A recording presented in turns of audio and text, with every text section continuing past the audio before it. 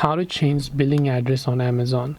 Hey everybody, welcome back to our channel. In today's video we are going to learn how we can change billing address on Amazon, so make sure to watch the video till the end.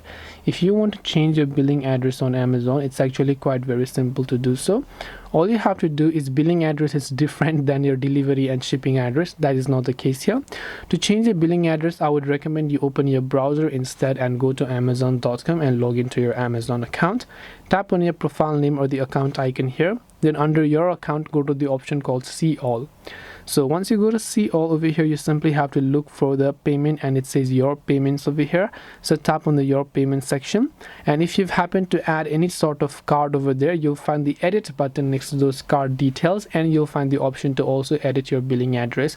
And in my case, I have not added a card, but if you have added a card, you'll find that card, you'll find the Edit button next to that card, and you'll find the option to edit those billing addresses.